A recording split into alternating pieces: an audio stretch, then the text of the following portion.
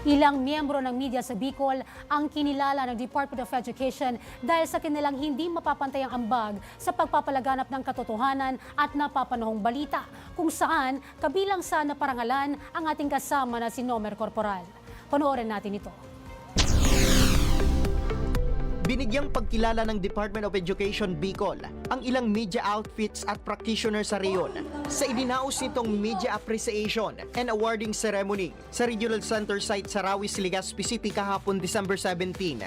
Ayon kay DepEd Bicol Regional Director Gilbert Sadsad, layo ng aktibidad na pasalamatan ang media sa malagang papel nito sa pagpapalaganap ng tamang impormasyon sa publiko. Dagdag pa ni Sadsad, malaki rin ang naitulong ng media sa paglaban ng fake news na nagdudulot ng kalituhan at alarma sa mga tao.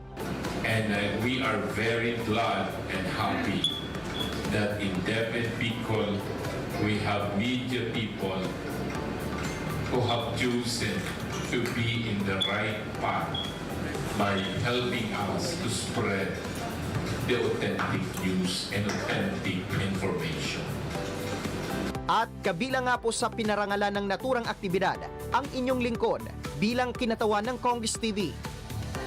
Samantala, nakatanggap din ng parangal ang Radyo Pilipinas Albay, kabilang ang Advocacy for Education Award, Excellence in Educational Journalism Award, Outstanding Journalist for Education, at Most Active Media Practitioners in Education.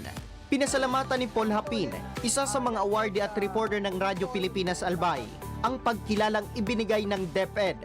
Anya, malaking inspirasyon ang naturang parangal. So we're very grateful and rest assured na tuloy-tuloy po ang aming paghahatid ng serbisyo publiko sa DepEd and sa ating mga mamamayan.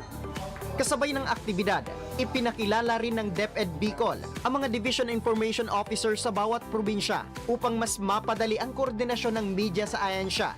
Bilang pagtugon, tiniyak ng media practitioner sa reyon na ipagpapatuloy ang responsableng pagbabalita at ang suporta sa mga adhikain ng DepEd para sa kaunlaran ng edukasyon sa Bicol.